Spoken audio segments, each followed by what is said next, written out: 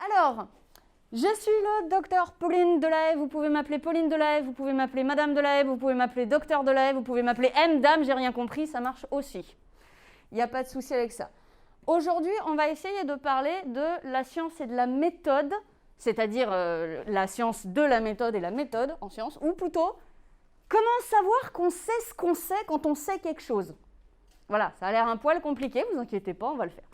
Alors, je tiens à préciser tout de suite, je vais beaucoup simplifier, parce que là, il faut voir que sur un sujet comme ça, il y a des gens, ils écrivent des thèses entières qui font 400 pages. Là, on va faire ça en 1 heure, donc ce sera un peu simplifié, vous étonnez pas. Il va y avoir des trucs un peu plus carrés, c'est pas gênant. Alors, première question, la science c'est quoi et pourquoi est-ce qu'on s'embête avec ça au lieu de faire autre chose? Déjà, on va voir ce que c'est, et puis on va voir pourquoi, du coup, ça nous sert à quelque chose. La science, avant tout, c'est du domaine de la connaissance. Ça veut dire qu'il y a des choses qui ne sont pas concernées par la science. Ce n'est pas notre problème, en fait. Clairement pas. Tout ce qui relève de ce qui n'est pas connaissable, typiquement, par exemple, à partir du moment où vous voulez regarder des trucs qui sont au-delà de l'univers observable, ce n'est pas observable, on ne saura pas ce qu'il y a dedans, ce n'est pas notre domaine. Vous voulez savoir quelque chose qui concerne là où on n'a aucun moyen d'expérimenter, ce qu'il y a après la mort par exemple, ce n'est pas notre domaine. Vous voulez savoir si vraiment il existe un Dieu ou pas, ce n'est pas notre domaine. Adressez-vous à votre curé, votre rabbin ou votre imam local, mais ce n'est pas notre domaine. Donc c'est bien important ça, quand on va faire la différence sur la méthode, de comprendre à quoi elle s'applique. Elle s'applique à une partie large certes, mais une partie du réel. Alors, elle appartient donc à ce qu'on appelle le régime de la preuve. Pour que quelque chose soit considéré comme une connaissance scientifique, pour qu'elle fasse partie de la science, eh bien, il faut qu'on ait des preuves. La base, c'est pas de preuves, pas de raison d'y croire. Voilà. Alors après, il faut être très honnête, quand on va demander une preuve, c'est en fonction de l'importance de la chose. Si chez moi, je vous dis que j'ai une grenouille, en fait, vous pouvez me croire un peu comme ça, parce que je n'ai pas particulièrement de raison de vous mentir, et c'est pas si extraordinaire. Il y a plein de gens qui ont des animaux un peu exotiques chez eux. Une grenouille, pourquoi pas? Si je vous dis que j'ai une grenouille venimeuse exotique super rare, peut-être que vous allez quand même demander une photo, ou un certificat de capacité, ou quelque chose, parce que ça reste tout à fait possible. Mais en vrai, vous voulez un élément quand même. Enfin, me croire sur parole comme ça, c'est un peu compliqué. Mais après tout, je suis chercheur, je suis une spécialiste, ça reste possible, mais il vous faut des preuves. Si je vous dis que chez moi j'ai une grenouille qui parle, là vous allez demander à la voir, puis vous allez demander à faire des tests quand même, parce que bon, ça par contre, c'est beaucoup plus compliqué. Donc on appartient à ce qu'on appelle le régime de la preuve. La science est une chose réfutable. Si quelqu'un vous dit « j'ai une preuve, elle est irréfutable », ce n'est pas une preuve. Réfutable, ça veut dire qu'on sait exactement comment elle a été acquise, sur quoi elle repose, et qu'est-ce qui pourrait montrer qu'elle est finalement fausse. Si vous voulez un exemple très très simple, si je vous dis que moi j'ai inventé un super médicament qui marche et que la preuve c'est que quand je le donne aux gens, eh ben, ils guérissent, un moyen de réfuter ça, c'est de créer ce qu'on va appeler un placebo, un faux médicament, et de voir si en le donnant, ben, les gens ne guérissent pas aussi. Peut-être qu'ils guérissent tout seuls en fait. Donc la science, c'est de la connaissance basée sur le régime de la preuve, et ces preuves, elles doivent être réfutables. Du coup, on appelle science la méthode de compréhension et d'analyse du monde qui nous permet de faire tout ça, et à la fois l'ensemble des connaissances qu'on a accumulées avec cette méthode-là. Bonjour, installez-vous. Du coup, vous allez me dire, ok, ça a l'air vachement long et vachement compliqué, ça a l'air très ennuyeux surtout, pourquoi est-ce qu'on s'embête à faire tout ça? Hormis le fait que ça me permet de faire des conférences avec des psychoquacs en blouse. Déjà parce que ça permet d'augmenter notre savoir sur le monde. Alors, en règle générale, si vous avez déjà eu le bonheur de vous occuper des petits-enfants, il y a un moment donné où ils traversent une phase de pourquoi. Ils veulent tout savoir tout le temps. Et les chercheurs, ils sont restés un petit peu à cette phase-là. Bon, bah alors ça, c'est là où vivaient les Méso-Amérindiens. Pourquoi? Eh bien, parce que là, on le sait, parce qu'il y a des réseaux d'adduction. Pourquoi? Ben parce que, en fait, le climat à cette époque était comme ça. Pourquoi? Mais parce que là, tu vois, il y a eu une montée d'oxygène liée à un volcan qu'on a trouvé là, etc. Pourquoi? Voilà, nous, on ne s'arrête jamais.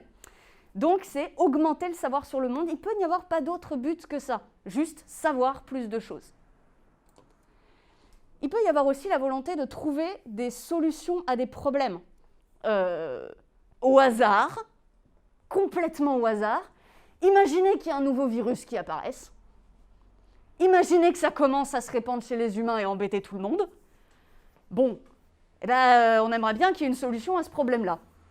Alors, ça peut être de la prévention, ça peut être trouver un traitement, ça peut être trouver un vaccin, ça peut être trouver autre chose, etc., etc. Ça va être de trouver des solutions à des problèmes.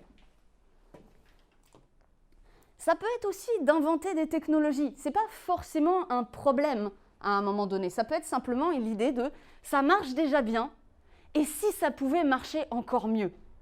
Lorsque les... Alors, c'est ni votre génération ni la mienne, hein, c'est celle de ma mère qui était petite à ce moment-là. Lorsque des gens ils ont vu à la télévision pour la première fois l'homme qui a marché sur la Lune, la télévision, c'était en noir et blanc, c'était pas top, mais ça retransmettait toutes les émotions dont ils avaient besoin à ce moment-là.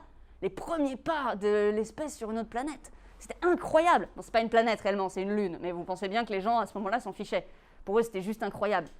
Pour autant, inventer la technologie de la télévision en couleur, c'était quand même mieux. C'était quand même mieux. Parfois, il n'y a pas besoin d'avoir un problème. On peut juste chercher à faire quelque chose de mieux.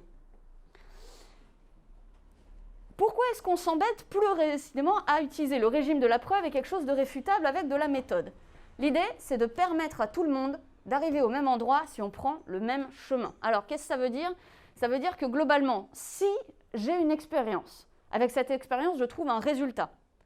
Si c'est mon collègue au fin fond de son université de Johannesburg en Afrique du Sud qui le fait, si c'est une de mes collègues en Corée, quelque part à Séoul, si c'est une équipe de confrères au fin fond de l'Océanie, on doit trouver le même résultat en faisant la même expérience. C'est pour ça qu'on a une méthode qui est très précise. L'idée, c'est, si on prend tous le même chemin et que personne n'a fait une connerie quelque part, on doit arriver au même résultat. Pourquoi est-ce qu'on fait ça? Parce que l'idée, c'est de savoir ce qu'il en est réellement. En utilisant la même méthode et donc le même chemin, on va essayer d'éviter de se tromper et d'éviter d'avoir des biais. Parce que les chercheurs, vous savez quoi, ce n'est pas des super-héros, ce n'est pas des surhommes.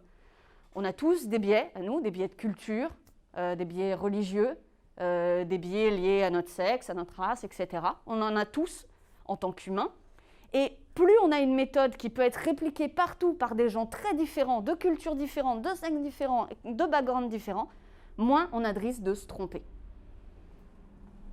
Et du coup, toute la méthode qu'on va voir aujourd'hui, c'est savoir comment améliorer notre savoir, parce qu'en vrai, y a des trucs on les sait, et en fait, on s'est planté.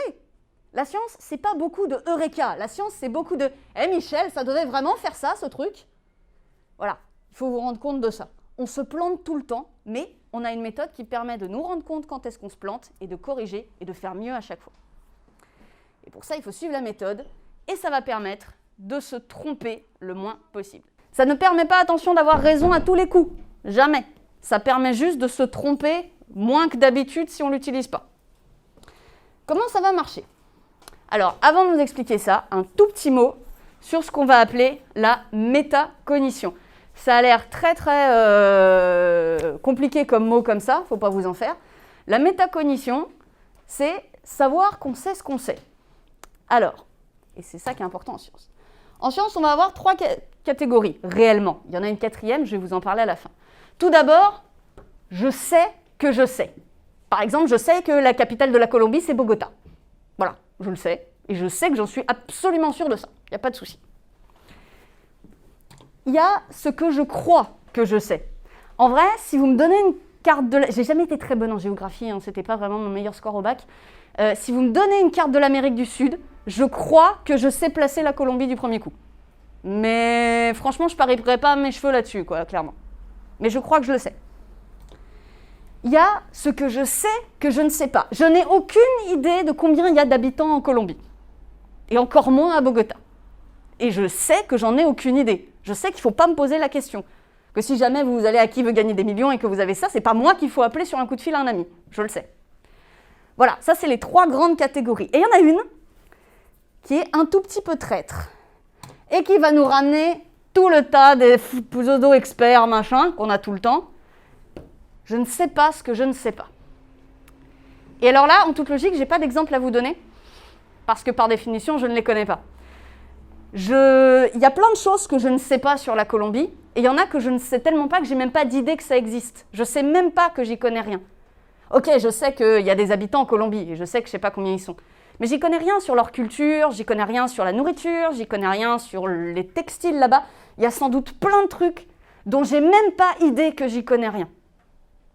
Et ça, c'est pour ça qu'en science, une chose importante, c'est que quand on va fabriquer des savoirs, on va faire très attention, bien sûr, à ça. On va reconnaître les endroits où on a des limites. Mais c'est aussi pour ça personne ne fait de la science tout seul, ça n'existe pas. C'est pour ça qu'on va beaucoup créer de la méthode qui puisse nous parler de collègue à collègue, parce qu'il y a plein de choses qui tombent dans cette catégorie-là. Et que nous, on n'a même pas idée qu'on ne le sait pas. Mais avec un peu de chance, il y a des collègues qui sont au courant. Et ça c'est important. Voyons la méthode. La méthode scientifique, c'est d'avoir une question de recherche, ici, au départ. Vous vous posez une question sur le monde, de ce que vous voulez. Cette question de recherche, on va faire une hypothèse pour essayer d'y répondre. Avec cette hypothèse, on va mettre au point une méthodologie pour tester notre hypothèse. Et on va accumuler des preuves. Alors, preuve, c'est dans les deux sens. Ça peut être aussi des preuves que ça ne marche pas. La preuve négative, la preuve de l'absence, c'est une preuve. Et à la fin, on va faire une interprétation de ce qu'on a. Voilà les étapes. On va tout voir un petit bout, ne vous inquiétez pas. Donc, première étape, notre question de recherche à proprement parler. Pour ne pas se planter, il faut poser à la science une question qui la concerne. Voilà. Ça veut dire déjà, c'est une question du domaine de la connaissance, tout d'abord. Si vous me posez la question de savoir si Dieu existe, ma réponse, ça va être le rayon théologie, c'est là-bas, moi j'y connais que dalle. Voilà. Et personne qui se prétend chercheur ou scientifique ne peut vous donner une autre réponse que celle-là, que c'est pas à nous de demander. Tout ce qui relève du domaine de la croyance, du domaine de la spiritualité, du domaine de la philosophie parfois dans un sens, ne relève pas du domaine de la connaissance ou de la science. Donc ça veut dire que, alors ça ne veut pas dire qu'on ne peut pas travailler ensemble, ça c'est encore autre chose, mais ça veut dire que ce n'est pas notre domaine à nous. Alors parfois on sera obligé de travailler avec eux. Vous avez peut-être déjà entendu parler de ce qu'on appelle par exemple les comités de bioéthique ou d'éthique en sciences. Ça vous parle un petit peu ? Je vois des noms, je vois un peu des oui, ok, je fais un tout petit topo alors. L'idée c'est que la science elle va globalement vous dire ce qui est vrai et ce qu'on peut faire. L'éthique elle va derrière vous dire est-ce que vraiment c'est une bonne idée et est-ce que c'est une bonne chose ? Je vais vous donner un exemple qui parle peu. Est-ce que ça parle à tout le monde ou est-ce que je vais me prendre une grande claque générationnelle ? Allez, on tente. Normalement, si tout le monde a vu Jurassic Park, vous avez vu qu'il y a des chercheurs, ils ont recréé des dinosaures.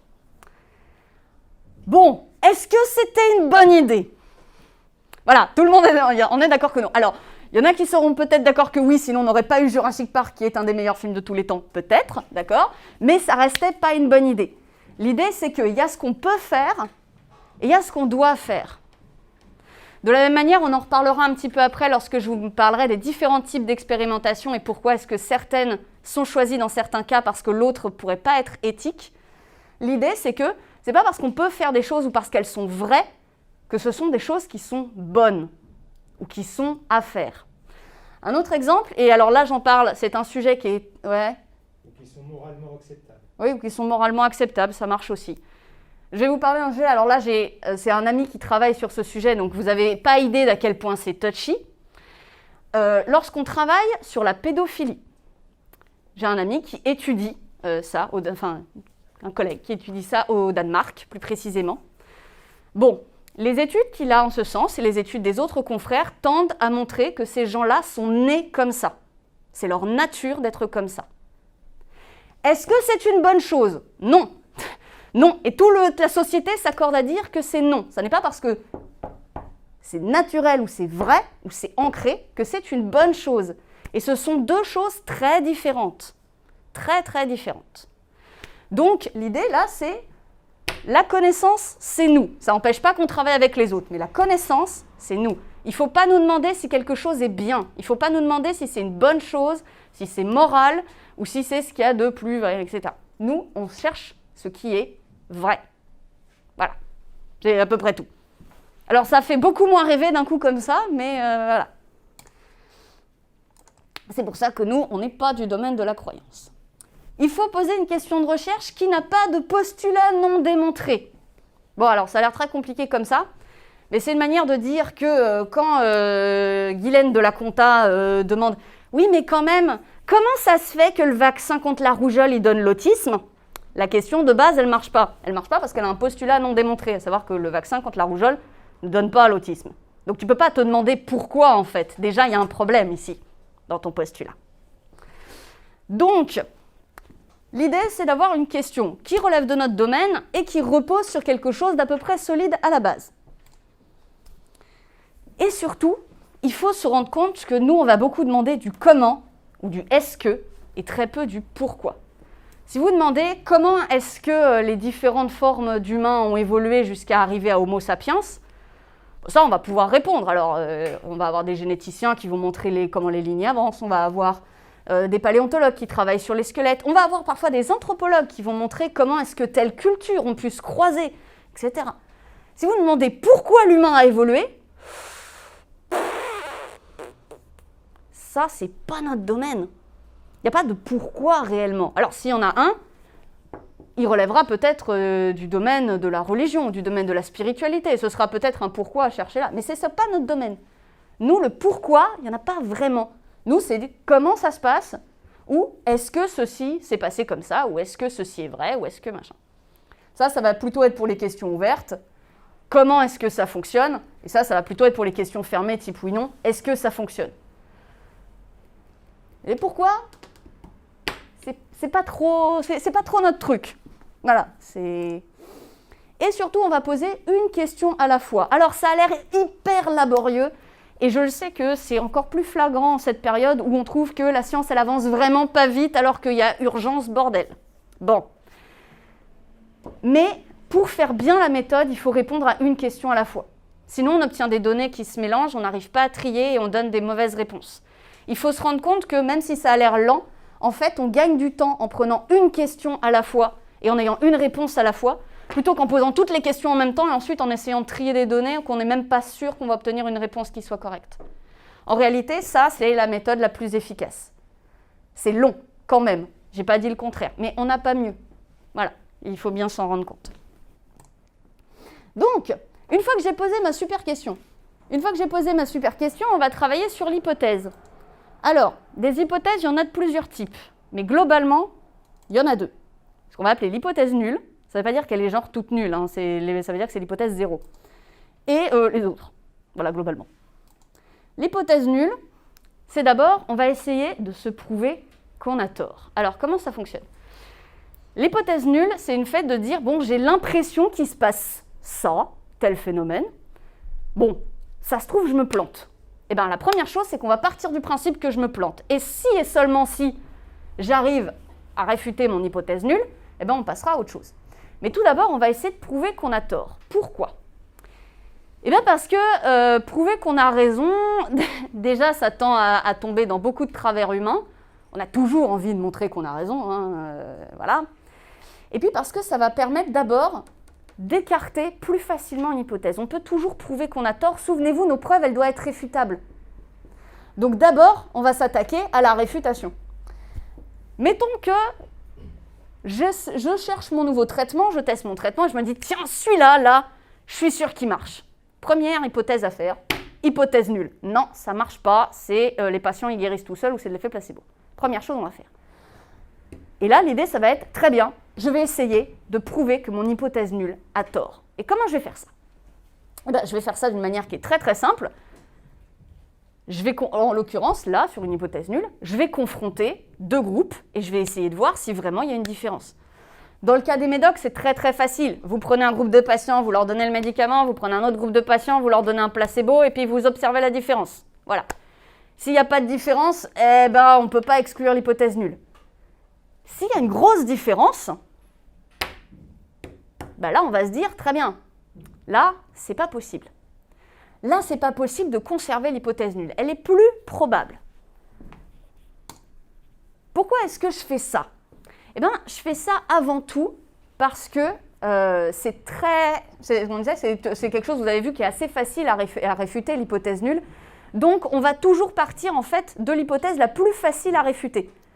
Parce que, alors, c'est pas parce qu'on est juste des gros flemmards en sciences. En vrai, on a un peu la flemme aussi, parfois. Mais c'est parce qu'on va toujours partir de ce qui est le plus facile à exclure comme hypothèse. Les hypothèses extraordinaires, les hypothèses compliquées, ça doit arriver à la fin. Tout d'abord, on va essayer de voir, est-ce qu'il n'y a rien? Bon, il n'y a pas rien, très bien. Est-ce qu'il y a un phénomène qui est déjà connu? Bon, on n'a pas. Est-ce qu'il y a un phénomène qui est explicable ailleurs? Bon, on n'a toujours pas. Et là seulement, on va progresser. Mais on commence toujours par ce qui est le plus simple. Sinon, on aboutit à des trucs comme ça. Ça, c'est le grand triangle inversé, c'est la grande pyramide inversée des théories du complot. Alors, ce qui est là d'intéressant, les théories du complot, c'est que pour le coup, c'est des théories qui essayent jamais de prouver qu'elles ont tort. C'est ça le fond du problème. Nous, on va toujours essayer de prouver qu'on a tort. Parce que si on a tort, eh ben, c'est grave. Si on a tort sur les médocs qu'on donne, eh ben, on tue un patient. Si on a tort sur des composantes climatiques, eh ben, il y a des villes qui se retrouvent sous l'eau. Si on a tort, ça peut être très grave. Donc il faut toujours essayer d'abord de vérifier qu'on a tort. On va toujours, lorsqu'on a une nouvelle preuve, essayer de la réfuter. Ce qui est absolument l'inverse de ce qui se passe ici, et c'est comme ça qu'on peut généralement distinguer une théorie du complot d'une autre, c'est tout simplement que toutes les preuves sont ajoutées dans la théorie au lieu d'essayer d'être réfutées. Nous, à l'heure actuelle, dans plein de théories, et je vous dis des grandes théories, théorie de la relativité, théorie de l'évolution, il y a des bouts de preuves, on ne sait pas ce qu'on en fait. Elles sont là et on ne les a pas reliées au reste encore, parce que sans doute on manque de connaissances, sans doute peut-être on les a mal comprises aussi. Peut-être qu'il y a des pans de la théorie qu'on n'a pas compris et qu'on n'a pas encore mis au point. C'est tout à fait possible. Donc à l'heure actuelle, il y a des bouts de preuves, on n'a pas réussi à réfuter l'hypothèse nulle pour eux. Bon. Du coup, il y a des moments, il y a des trous. Nos théories, elles ont des trous. Bon, ça arrive. C'est très important ça pour votre bonne hygiène du cerveau, de toujours penser à réfuter ce que vous trouvez. L'hypothèse nulle, on va donc l'écarter en faisant des tests, vous avez vu, et ce qui est très intéressant, c'est que c'est à peu près ces mêmes tests-là qu'on va utiliser pour séparer ensuite les hypothèses entre elles. D'abord, je vais séparer mon hypothèse de l'hypothèse nulle, très bien, bon, je fais un test contre placebo, je fais les datations. L'idée étant toujours de se dire, admettons que j'ai tort. Comment est-ce que je peux montrer que j'ai tort? Et c'est seulement quand on a échoué 2, 3, 5, 10 fois à prouver qu'on avait tort, on va se dire, bon, hypothèse nulle, ça ne marche pas. Du coup, on va essayer autre chose. Qu'est-ce que c'est autre chose? Alors, c'est une autre hypothèse. Ça peut être une hypothèse canonique ou une hypothèse alternative. Canonique, ça rentre dans le cadre de ce qu'on connaît déjà en sciences. Alternative, ça s'écarte du cadre de ce qu'on connaît déjà en sciences parce que je pense que j'ai une meilleure explication. Alors attention, vous entendez parfois dire que oui, ça va à l'encontre du consensus scientifique, machin. Non, le consensus scientifique, nous, tout ce qui nous importe, c'est est-ce que ça tient debout ou pas. Si quelqu'un a une hypothèse qui a l'air très tirée par les cheveux, mais qu'il a un protocole pour la tester qui est correct, ça pose de problème à personne en vrai. Il n'y a pas un espèce d'aéropage de grands sages qui vous regardent et que si ça ne rentre pas dans le canon, vous êtes puni. Non. En vrai, il faut juste que ce soit une hypothèse qui soit propre et qui a un moyen d'être prouvée. Donc canonique ou alternative, ce n'est pas notre problème. Ça peut être aussi simplement ce qu'on va appeler une hypothèse de travail. Alors, par exemple, reprenons notre exemple absolument invraisemblable du fait qu'il y a un nouveau virus qui se répand dans la population. Bon, mettons au départ qu'on ne sache pas que c'est un virus. Il y a juste une maladie qui se répand. Eh bien, vous pouvez mettre des équipes de chercheurs autour de la table qui ne vont pas forcément croire à une hypothèse plus qu'à une autre. Juste, ils vont se dire, bon les mecs, il faut qu'on gagne du temps. Toi, tu vas partir du principe que c'est un parasite. Toi, tu vas partir du principe que c'est un virus. Toi, tu vas partir du principe que c'est une bactérie. Et on fait les hypothèses là-dessus et on travaille. Ça veut dire aussi que forcément, il y a une équipe qui a tort là-dedans. Au moins une. Peut-être deux. Peut-être même les trois. Ça peut être encore un truc auquel on n'a pas pensé. Mais ça va être ce qu'on va appeler une hypothèse de travail. C'est-à-dire qu'on s'est réparti les différentes hypothèses entre équipes. Et au moment où il y en a un qui a des trucs probants, tout le monde va basculer dessus parce que ça sert à rien de basculer dessus. C'est comme ça qu'on s'est rendu compte, par exemple, que vous avez peut-être entendu parler de la pathologie de Kawasaki. Ça a un peu remué les gens lors du premier confinement, vers la fin du premier confinement. lorsqu'on a pensé que les enfants pouvaient être atteints de ça. On pensait que c'était une forme que le virus pouvait prendre chez les enfants. Alors, Kawasaki, c'est une pathologie qui existe déjà. Ce qui s'est manifesté avec le Covid n'était pas ça, mais ça y ressemblait.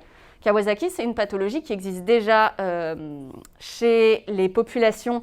Alors, ça touche surtout le Japon et une partie de la Chine, mais très très peu. Donc, c'est vraiment très très centré géographiquement. Et c'est une pathologie à l'heure actuelle qu'on n'explique pas. On a essayé le virus, ça ne marche pas. On a essayé de chercher une bactérie, ça ne marche pas. On a essayé de chercher un parasite, ça ne marche pas. Donc, à l'heure actuelle, les deux théories qui pensent, et donc vous avez des équipes qui travaillent dessus en parallèle, elles ne sont pas en concurrence, elles sont en parallèle pour essayer de comprendre. C'est une idée du fait que ce soit en réalité des toxines végétales, puisque tout le courant, en fait, est dans un grand courant de migration de certains pollens qui n'existent que dans cette région du monde, ou une origine qui soit génétique, puisqu'on s'est rendu compte que les enfants japonais dont les parents avaient émigré aux États-Unis étaient tout aussi touchés par la pathologie que les enfants nés au Japon. Donc à l'heure actuelle, il existe deux hypothèses de travail. Mais ça veut dire déjà qu'on a écarté toutes les autres. Et ça veut dire que les chercheurs ne sont pas forcément plus convaincus de l'une que de l'autre. C'est juste, viens, on n'a pas essayé ça, on va chercher, puisque de toute façon, le reste, on l'a déjà écarté. Et enfin, ça peut être une hypothèse novatrice. Alors, même chose sur la maladie de Kawasaki, lorsqu'on a commencé à dire que peut-être il y avait des enfants qui pouvaient développer des pathologies vasculaires, vasculaires, c'est des vaisseaux sanguins, qui pouvaient développer des pathologies vasculaires à cause de toxines qui se répandaient dans l'air, c'était hyper novateur. Ça n'existe pas en fait comme type de maladie à part ça. On avait ça nulle part. Mais encore une fois, c'est pas parce que c'est nouveau, c'est pas parce que ça renverse ce qu'on croyait savoir que c'est forcément écarté. C'est toujours ce qu'on dit. Si quelqu'un trouve une preuve que la physique a tort, on va changer la physique. C'est pas grave. On l'a déjà fait, après tout. Ce ne sera pas la première fois que ça arrive. En revanche, tout ça, il faut que ce soit solide. Et comment est-ce que ça va être solide? Ça va être solide parce qu'au milieu, on a un choix de méthodologie. Alors, la méthodologie, c'est une hyper simplification, hein, mais il y a globalement deux grandes catégories. Celle qui se base sur l'observation et celle qui se base sur l'expérimentation. Vous avez peut-être entendu parler dans les médias de dire oui, telle étude est observationnelle, donc il faut peut-être faire attention. Ça vous parle un petit peu ce terme-là ou non?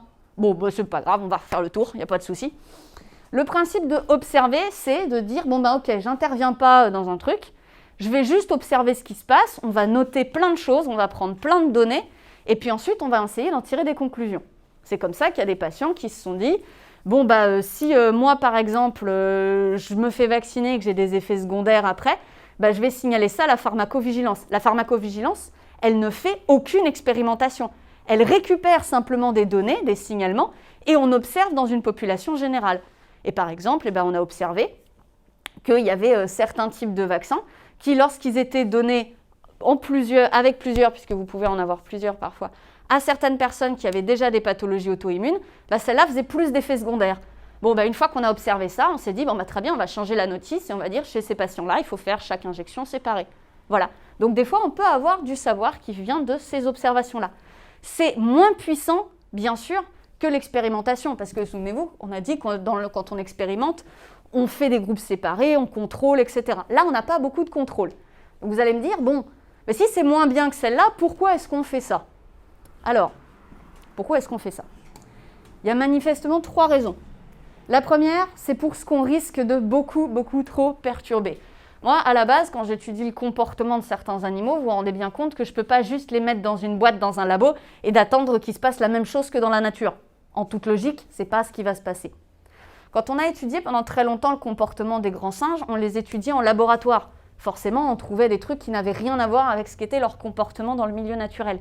C'était très logique. Ce qui fait que quand c'est des choses qu'on risque beaucoup trop de perturber, on fait de l'observationnel. Parce que l'expérimentation en elle-même, en fait, va devenir un biais. Et ça, on ne veut pas.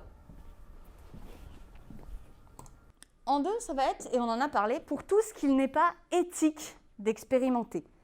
Yep, l'éthique en science, c'est important, sinon on se met à faire n'importe quoi. Alors, qu'est-ce qu'il n'est pas éthique d'expérimenter, par exemple? Par exemple, il existe une pathologie de l'enfant qui s'appelle le syndrome d'alcoolisme fœtal. Ça veut dire que, globalement, maman, elle a pris de l'alcool quand elle était enceinte de bébé, et bébé, il naît avec un certain nombre de problèmes. qui peuvent être plus ou moins graves. On fait des études observationnelles sur ça. Dans telle population, voilà le nombre de cas à la naissance, etc. Vous vous rendez bien compte que pour étudier cette pathologie-là, on ne peut pas faire de l'expérimentation. On ne peut pas distribuer des shots de vodka à des femmes enceintes et voir ce qui va se passer. Vous vous rendez bien compte que ce n'est pas éthique. Voilà. Je n'ai pas besoin de préciser pourquoi ce n'est pas éthique, rassurez-moi là quand même, c'est bon. Donc, j'en vois qui se marrent dans le fond, oui, tout à fait. Non, mais alors, je tiens à le préciser quand même, hein, parce que l'éthique, ce n'est pas toujours ce qui a étouffé les chercheurs pendant un certain nombre d'années. Hein. Fut un temps, on pratiquait sur des humains qu'on jugeait inférieurs, un peu tout ce qu'on voulait. Alors, ce qu'on jugeait inférieur, ça dépend des époques et ça dépend des endroits. Des fois, c'était les femmes, des fois, c'était les Noirs, des fois, c'était les Amérindiens, parfois, c'était les roux, parfois, c'était les prisonniers. Enfin, voilà, c'était en fonction de ce qu'on... Voilà, en fonction de ce qu'on aimait du moment, eh ben, on se disait « Oh, c'est pas grave, de toute façon, c'est pas vraiment des humains importants, on peut faire ce qu'on veut. » Non, ça, non. Oui. Et du coup, vu que l'éthique elle touche les hommes, est-ce qu'il y a une éthique aussi pour les expérimentations pour les animaux? Oui, l'éthique, elle touche aussi aujourd'hui les expérimentations animales, complètement. Il va y avoir plusieurs choses dessus. La première, ça va être en fonction de ce qu'on va appeler le degré de complexité de l'animal, par exemple. Plus on sait qu'un animal est complexe, plus il est capable, par exemple, d'avoir des émotions ou d'avoir une cognition avancée, d'avoir une mémoire à long terme, plus on va éviter et si possible interdire les expérimentations dessus. Typiquement, aujourd'hui, il n'y a quasiment plus d'expérimentations sur les grands primates parce qu'on sait à quel point ils sont justement extrêmement sensibles et extrêmement avancés. Donc, il y a déjà cette partie-là. Ensuite, bien évidemment, si un animal appartient à une espèce rare ou en danger, on n'expérimente pas dessus, c'est mort. Et alors, même pour ceux sur lesquels on expérimente le plus, par exemple, typiquement les rats, qui sont des espèces sur lesquelles on expérimente beaucoup, il va y avoir pour eux des protocoles d'éthique et notamment ce qu'on va appeler les 3 R. Les 3 R, ça c'est raffiner, remplacer et réduire. Voilà, j'en oublie toujours un des 3. Réduire, déjà, ça veut dire que si pour mon expérimentation, je peux obtenir un résultat en faisant des essais sur 5 rats, eh ben, je ne vais pas en mobiliser 50. L'idée, ça va déjà être, je le fais sur le moins d'individus possible. Ensuite, on va essayer de remplacer autant que possible. C'est-à-dire que si certaines étapes de l'expérimentation peuvent être faites in vitro, dans les tubes, eh ben, je vais déjà faire tout ce qui peut être fait ailleurs que sur l'animal. Donc déjà, on va essayer de réduire au maximum tout ce qu'on peut leur faire. Et ensuite, il va y avoir ce qu'on va appeler raffiner, c'est-à-dire qu'il y a certains types d'expérimentations qui sont purement et simplement interdites parce qu'elles relèvent de la cruauté. Et il y a des protocoles qui vont être assez précis. Par exemple, si je dois observer des cellules du cerveau, il est hors de question que j'ouvre la boîte crânienne du rat sans anesthésie. Ça, c'est pas possible. Voilà, ça, c'est hors de question. De la même manière, si j'étudie le développement des cancers pour voir si mes médicaments fonctionnent ou pas, bon, eh ben, je ne vais pas laisser, et il y en a qui l'ont fait, et ça a fait les gros titres des journaux, et c'était un scandale, je ne vais pas laisser mon rat développer des tumeurs qui sont grosses comme ça par rapport à lui. Non, il y a un stade où on va euthanasier l'animal parce qu'on sait qu'il va mourir, ça ne sert à rien de le faire souffrir juste pour obtenir des tumeurs plus grosses et juste pouvoir parler aux journalistes. Ça, c'est de la cruauté aussi. Donc oui, il y a complètement des protocoles d'éthique qui sont renforcés, qui sont à l'heure actuelle, je pense, insuffisants, mais ils existent et je pense que plus les technologies de remplacement vont avancer, plus on va pouvoir se passer de l'animal en expérimentation. Je ne sais pas du tout si on arrivera à s'en passer complètement, mais l'idée en tout cas, c'est de pouvoir en utiliser le moins possible et de la manière qui soit la moins génératrice de souffrance possible. Tout à fait. Mais c'est une question très intéressante. Et enfin, on va faire de l'observationnel pour tout ce qui n'est pas possible d'expérimenter. C'est-à-dire, si vous vous souvenez, là, je vous ai parlé des effets secondaires que vous pouvez parfois avoir et signaler à la pharmacovigilance. Il faut savoir que dans certains cas, certains traitements ne vont produire des effets secondaires que sur des fractions très très rares de personnes. Par exemple, vous avez une particularité génétique qui est excessivement rare.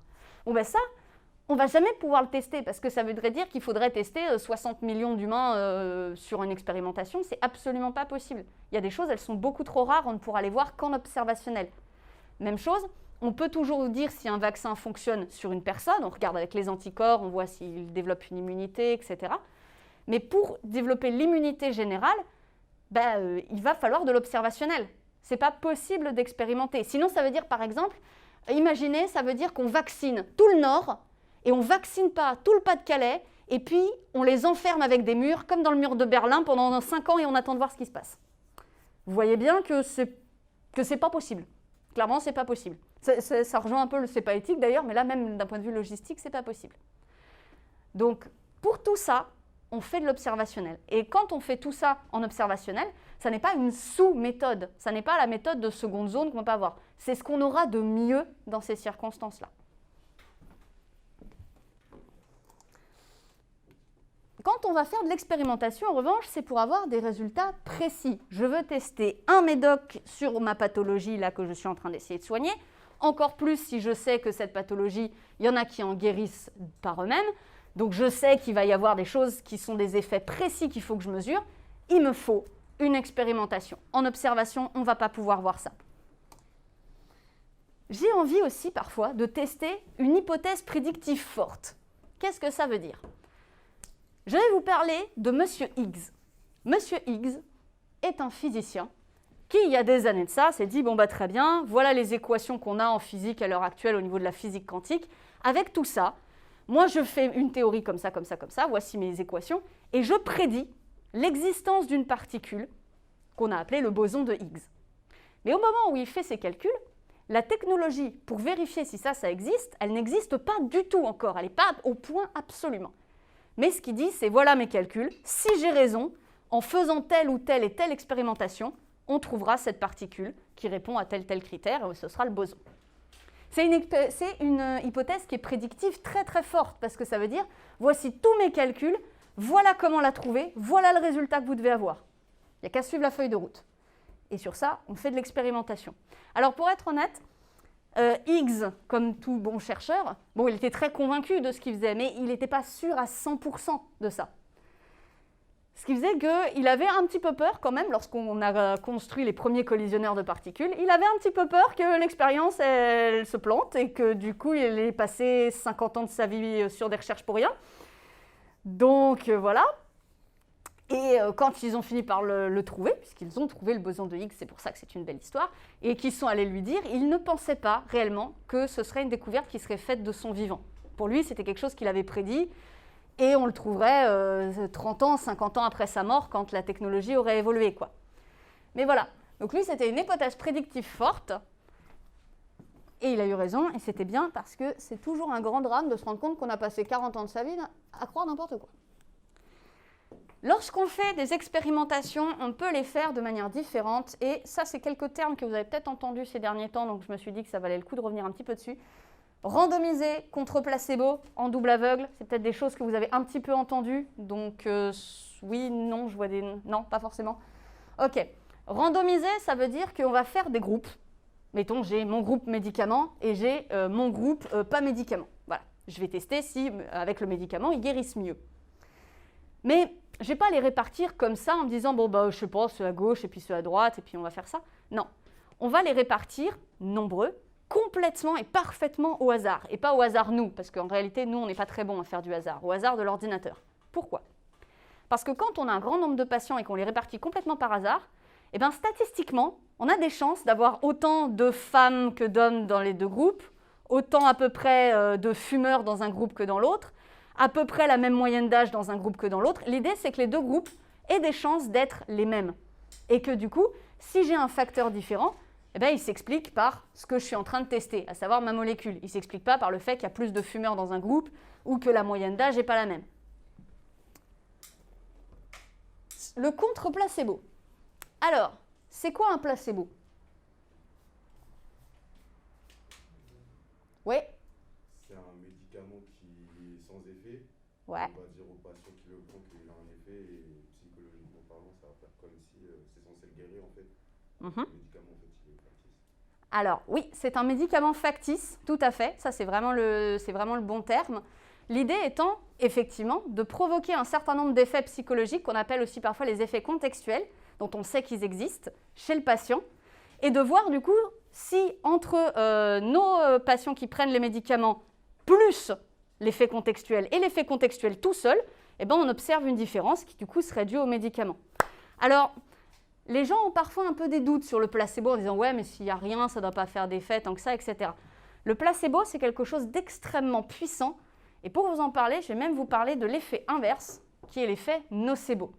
L'effet nocebo, c'est le fait d'être convaincu d'avoir, par exemple, ingéré quelque chose de dangereux alors que c'est complètement vide. On a ainsi le cas d'une patiente qui est arrivée aux urgences dans un état extrêmement avancé, d'une tension extrêmement faible. Elle est tombée dans le coma à plusieurs reprises. Et en fait, elle venait de faire une tentative de suicide en avalant l'intégralité de sa boîte d'antidépresseurs. Bon. Sauf qu'à ce moment-là, elle était sous traitement expérimental. Les antidépresseurs qu'elle a pris, c'était des placebos. Ça ne change rien à ce moment-là au fait que sa tension était complètement dans les chaussettes et qu'elle était réellement en danger vital à ce moment-là. Voilà, il faut bien se rendre compte que c'est extrêmement puissant comme effet. Donc, quand on dit, bon, bah oui, mais c'est juste un placebo, machin, etc., ça peut quand même être très puissant. On commence seulement à comprendre les effets du stress sur l'organisme humain. Il faut vous rendre compte que là, vous avez, par exemple, dans notre cas présent, des patients qui sont très stressés. C'est une maladie, on ne sait pas trop ce que c'est. On en entend beaucoup parler, c'est un impact énorme sur notre vie. Ils se retrouvent à l'hôpital, ils sont entourés de cosmonautes. Et d'un seul coup, on leur donne un traitement. Déjà, le soulagement que ça produit a moyen de beaucoup, beaucoup améliorer leur état. Parce que le stress, encore une fois, c'est un facteur aggravant important. Et en double aveugle, ça veut dire que lorsque tout à l'heure tu as dit qu'on leur dit que ça marche, voilà, il faut savoir que selon si on leur dit que ça marche avec plus ou moins de conviction, ça peut avoir un effet aussi. Donc quand on va faire du double aveugle, ni le patient ni le médecin ne savent ce qu'ils sont en train de donner, si c'est un placebo ou si c'est le réel traitement. Tout ce que le médecin a, c'est un nombre de boîtes numérotées avec le nom de patient à chaque fois. Et il dit, bah, le patient machin, je lui donne le lot 2. Le patient machin, je lui donne tel. Lui, il n'a aucune idée. C'est d'autres chercheurs dans les labos qui ont préparé, en fonction du résultat des randomisations, c'est eux qui ont préparé les lots à l'avance et ils sont les seuls à savoir quel patient reçoit quoi. Le médecin, lui, il est convaincu qu'il donne la même chose à tous les patients. Parce que si lui, il le sait, le simple fait de le savoir a une influence sur l'état des patients. C'est pour ça aussi que c'est très important de prendre un médecin qui soit convaincu qu'il fait bien son taf, parce que s'il est vraiment convaincu qu'il vous aide bien, eh ben vous avez des chances d'aller mieux. Donc, une fois qu'on a eu tout ça, on obtient des preuves. Alors, attention, toutes les preuves ne se valent pas. Normalement, ça devrait être une seule et même échelle. Alors, je suis désolée, du coup, je vais vous le lire un peu, parce que là, je pense que c'est pas top. Ça aurait dû être une seule et même échelle. Vous voyez, cette flèche, elle est censée monter comme ça. Voilà. Mais, alors, tout en bas, mais alors tout en bas, on a ce qu'on va appeler le bon sens. C'est, moi, je sens que c'est ça. Oui, bon, très bien. Ok, bon, parfait. C'est le degré 0 de la preuve, parce qu'en plus, pour le coup, ça change vachement d'une personne à l'autre. Donc, bon, ça, non. Ici, on va avoir ce qu'on appelle la rumeur. Alors, on dit souvent que les rumeurs ont un fond de vérité, ce qui fait que du coup, ça peut peut-être nous renseigner sur quelque chose. Mais bon, ce n'est pas toujours le cas. Et puis, il faut bien se rendre compte que les rumeurs sont aussi parfois très mal interprétées. Si jamais vous écoutiez des gens de ma famille parler de l'accident de voiture que j'ai eu, il y en a, ils vous diraient, vous savez, moi, je connais une fille de ma famille, et ben, elle a eu un accident et c'est la ceinture, en fait, qui lui a fait mal.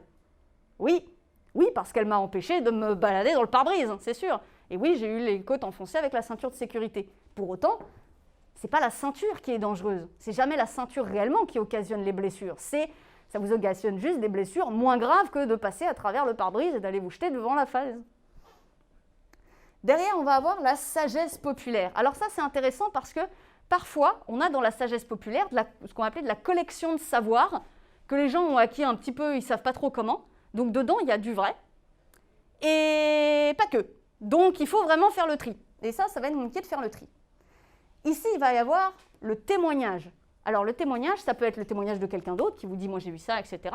Et là, on va partir du principe que les témoignages sont sincères. Le mensonge, je le mets ailleurs, loin, enfin voilà. Mettons que les témoignages sont sincères, les gens peuvent se tromper, les gens peuvent mal interpréter, et puis même vous, si c'est votre témoignage, alors, ça va paraître très bizarre, mais je vais vous donner un exemple après. Ça n'est pas parce que vous avez vécu quelque chose que c'est vrai. Alors, c'est toujours très choquant ça pour nous, parce qu'on part du principe que si on l'a vécu, ben, forcément c'est vrai, j'étais là. Bon, Quand j'étais petite, quand j'avais 10 ans, j'ai eu une maladie infectieuse qui s'appelle la méningite. C'est une maladie qui touche le cerveau. J'ai eu énormément de fièvre, j'étais très très malade et j'ai été soignée par un pédiatre, puisque j'avais 10 ans, extrêmement attentif. Je pourrais encore vous le décrire, je pourrais vous décrire sa coupe de cheveux, je pourrais vous décrire son chandail et je pourrais même vous décrire les jouets qu'il y avait, puisque c'est un pédiatre, dans le cabinet dans lequel on était quand il discutait avec ma mère et que ma mère était très inquiète. 10 ans plus tard, quand j'ai reparlé de tout ça avec ma mère, elle m'a dit « Ouais, alors c'est très bien, par contre, tu n'as jamais été soignée par un homme. Et tu n'as jamais été dans un cabinet, tu étais plus transportable. Tu étais toujours soignée à la maison. » Je vais aller vérifier dans le carnet de santé pour être sûre, et effectivement, le tampon du médecin, c'est une femme. Et tout ce souvenir que j'avais n'était que le fait que mon cerveau, à ce moment-là, avait plus de 41 de fièvre et qu'il était complètement en train de délirer. Mais ces souvenirs-là, je pourrais les décrire encore. C'est des souvenirs qui sont extrêmement vivaces dans ma mémoire. Je suis absolument incapable de faire la différence entre ces souvenirs-là qui sont complètement faux et des souvenirs bien réels que j'ai. D'événements, pour le coup, sur le coup, on est d'accord. Ce qui fait que ce n'est pas parce qu'on a vécu quelque chose, qu'on s'en souvient, qu'on pourrait le décrire avec énormément de force, que c'est vrai. Et ça, c'est quelque chose qui commence à être de mieux en mieux compris, notamment dans la justice. Parce qu'on sait aujourd'hui que le témoignage n'est pas une preuve. Surtout le témoignage de personnes qui sont très choquées parce qu'elles viennent de vivre quelque chose de grave. Donc, on sait aujourd'hui de plus en plus que le témoignage n'est pas une preuve, mais c'est vrai que l'appliquer à soi, c'est toujours un peu compliqué. Et il faut toujours se méfier de ce dont son cerveau se souvient. Et ici, on va avoir la parole d'expert. Genre là, c'est moi, par exemple. Voilà. Et moi, vous avez remarqué, je ne suis même pas sur l'échelle qu'on considère de la preuve encore. Pourquoi ? Parce que là, aujourd'hui, je suis toute seule. Vous vous souvenez de ce que j'ai dit sur la... Ouais. C'est toi sur un sujet dont tu es expert. Oui, c'est moi sur un sujet dont je suis expert, pardon, merci. Si tu parles de comment réparer une voiture, c'est pas une expert. Ah oui, non, ne m'écoutez jamais sur comment réparer une voiture, vous allez finir dans le mur. J'y connais absolument rien. Il ne faut jamais me croire sur un truc comme ça. Non, c'est pas parce que je suis expert dans un domaine que j'y connais quoi que ce soit aux autres. Ça aussi, c'est important, effectivement. Mais ici, si on est tout seul, souvenez-vous de ce que je vous ai dit, la science, ça ne se fait jamais tout seul. C'est bien parce que un expert, c'est un humain tout seul, c'est sujet à ses propres biais, c'est sujet à sa propre culture, ça n'aura peut-être pas fait les mêmes cursus, les mêmes expériences, etc. que les autres. Donc un expert tout seul, c'est vachement intéressant, mais ce n'est pas une preuve solide à proprement parler. C'est intéressant, oui. C'est un indice. Tout ça, on va dire, ce serait l'échelle des indices. Voilà. Là, c'est des indices faibles. Là, c'est des indices très forts. Mais ça reste des indices. Les preuves, elles sont là.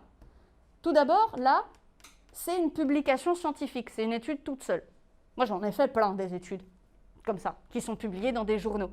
Alors, elles sont publiées dans des journaux où on fait ce qu'on appelle la peer review, la revue par les pairs. C'est-à-dire que vous ne pouvez pas publier n'importe quoi. Vous envoyez ça, puis il y a d'autres experts qui vont relire votre travail et qui vont dire « Non, ouais, ça passe. Franchement, ça passe. » Ou qui vont dire « Là, j'ai un doute, il faudrait c'est le correction. » Ou qui vont dire « Non, ça, c'est des conneries. » Voilà. Donc, on ne publie pas des trucs dont on n'a pas eu l'avis des collègues avant. Ici, là, ça va être la reproductibilité de l'étude. Ça va être le moment où vous lisez un papier qui a été relu, et vous dites « Putain, c'est curieux. Je ne m'attendais pas à ça du tout. Eh, venez les gars, on l'a refait. » Puis vous embarquez des collègues du labo avec vous et puis vous allez refaire une étude.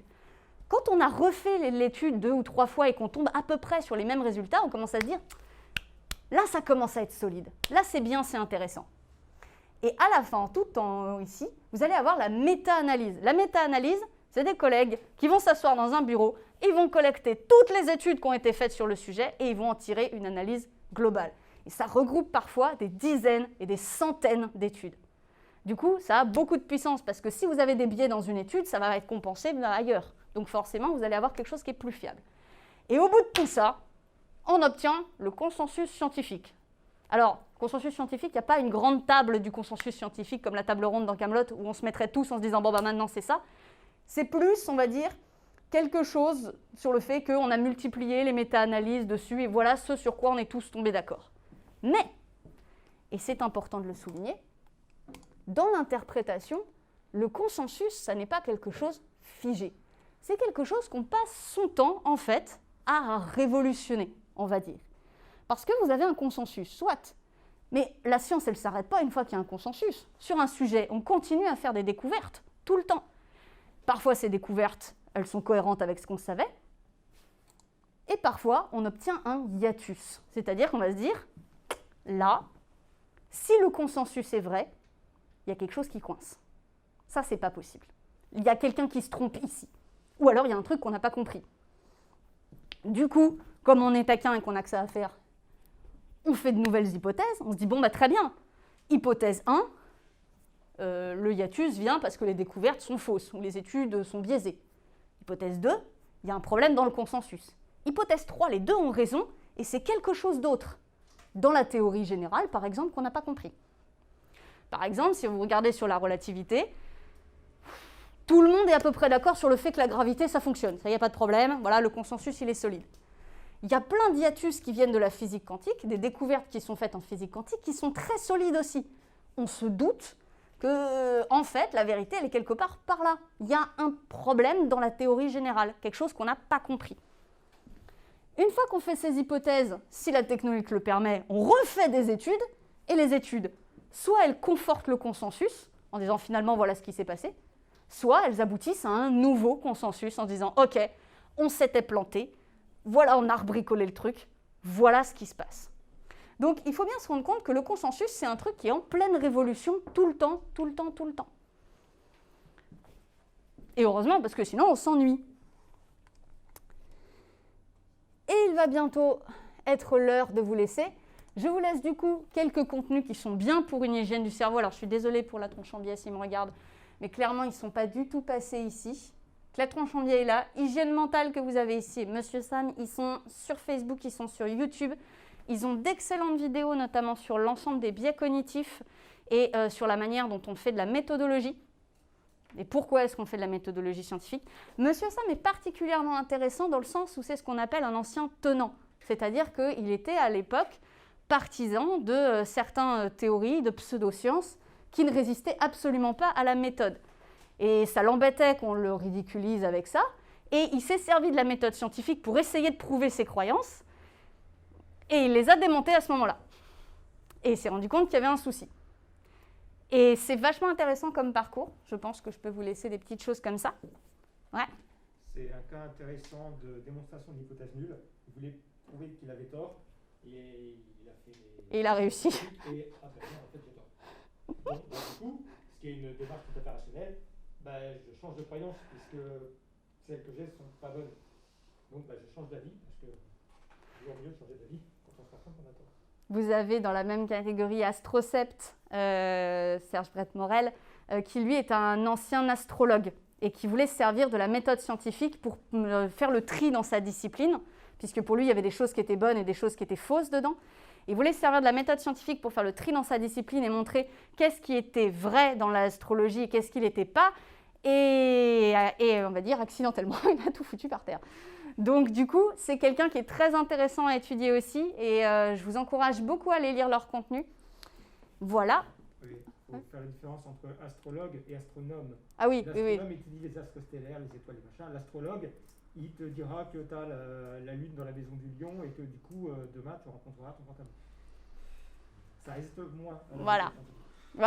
Alors en plus, on parle bien là, dans le cas de Serge Brett-Morel, d'astrologie, ce que veut dire véritable. On ne parle pas de l'horoscope qui est dans 20 minutes, dont tout le monde sait que là, pour le coup, ça ne marche pas, mais vraiment de la discipline. Oui. Est-ce que tu peux le noter Ouais. Enfin, je vais le mettre là, du coup. Donc, vous l'avez.